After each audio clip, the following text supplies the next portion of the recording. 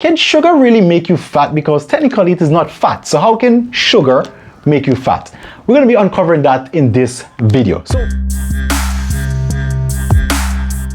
Hi ladies, Jason Craig here, Craig's Fitness, back with yet another whiteboard tutorial for us. So today we're going to be talking about sugar and weight gain. Can sugar really make you fat? Because technically it is not fat. So how can sugar make you fat? We're going to be uncovering that in this video. So before we actually start, let me just give you a practical example that we know here. When we go to work or we sell, whatever our job is, we get paid. Now some of that money goes into our wallet. So that's like for our quick expenses, and the majority of it goes into the bank, or sometimes it goes the other way around. But just for this example, this is the way it goes, right? Now the money in your wallet is readily available. We can access that pretty quickly.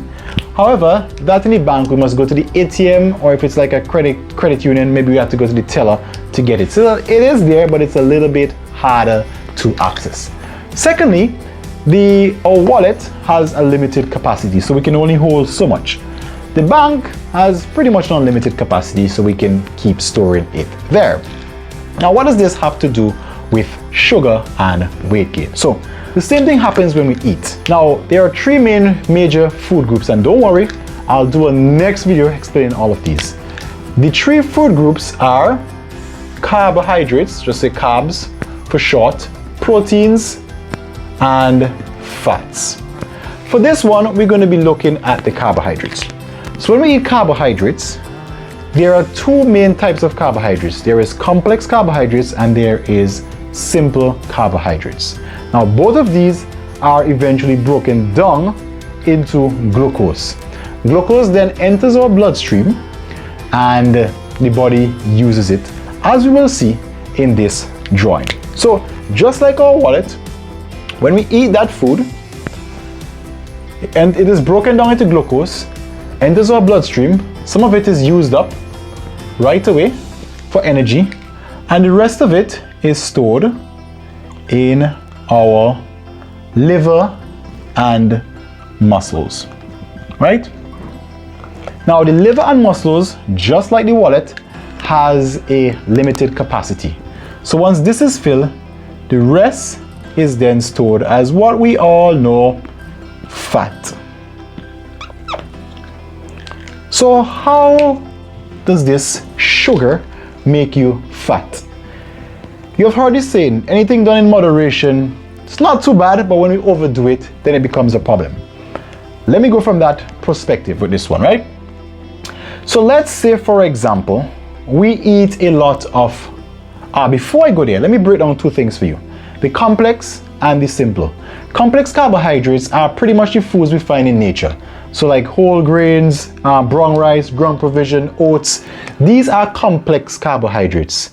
The simpler sugars, short, we can say, are the foods that are processed. So like our white flour, white rice, candies, ice cream, etc. Now it's a little bit deeper than that, but I'll just keep it simple. Well, this is how both of them works. So let's start with the complex carbohydrates. When we eat complex carbohydrates, because it is complex in nature, it takes a longer time to break down, which is a good thing. Because it takes a longer time to break down, the glucose levels in the blood remain pretty much moderate. There's no massive spike. As a result, most of the energy is used up as needed, and the rest, of course, is stored in the liver and muscles. And then if there is any excess, it will go as fat.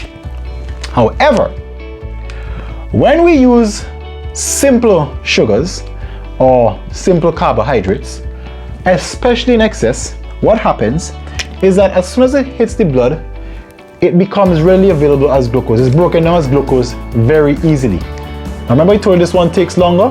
The simpler one is quick release.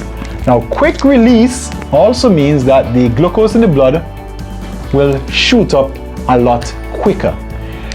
Elevated levels of blood sugar, that's why we all say like blood sugar levels, is not good for the body.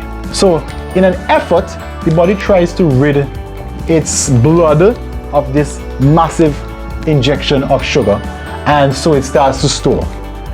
So it stores the first set in the liver and muscles, but like I said, this has a limited capacity, so majority of it then is stored over as fat. So let's say this is our day, right? Let's call this 6 a.m. Let's call this 10:30. Let's call this 12. Let's call this 2. Let's call this 7.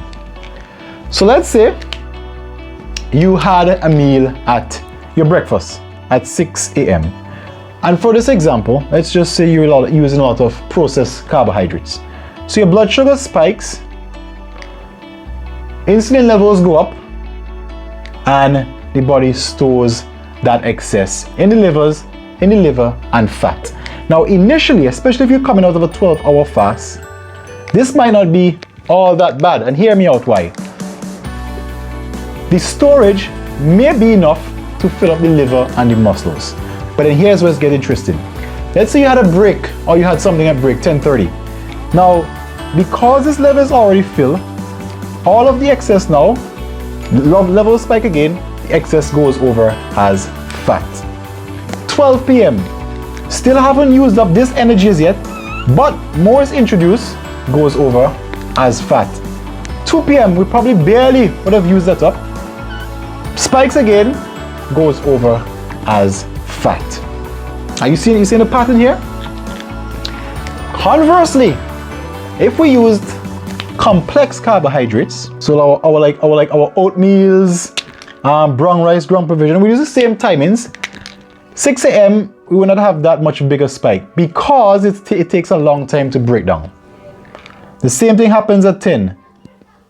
Less spike. Lower levels. Lower levels. See the pattern going on here? And insulin is a storage hormone. So every time insulin is released in the blood, and insulin is generally released in the blood when the blood sugar levels are high, the higher the levels, the more the insulin, and the more of that glucose will be stored as fat. So from a basic level, keeping it basic, your goal is always when you eat to ensure that you're eating foods that will not raise your blood sugar and consequently your insulin levels too high. Because the more frequently it is raised and the higher it is raised, more of that sugar will be stored as fat. Now there's so much more to go into this, and I know that you may have some questions. That's fine. Drop your questions in the comments below and I'll definitely shoot a follow-up video to answer this. So that is where the sugar and weight gain connection actually comes in. It is from the foods that are broken down, and the more sugars we eat, the higher our insulin levels spike, the more frequently it spikes, and more of that is actually stored as fat. So it's your boy Jason Craig, Craig's Fitness. This has been another of our whiteboard tutorials, and hope you ladies have yourselves a lovely day. Like I said, if you have any questions, drop them in the comments below, and please like, share, subscribe to our videos, share the content with your family and friends, all of those who you know will gain value from this. And until our next video, Jason Craig signing out.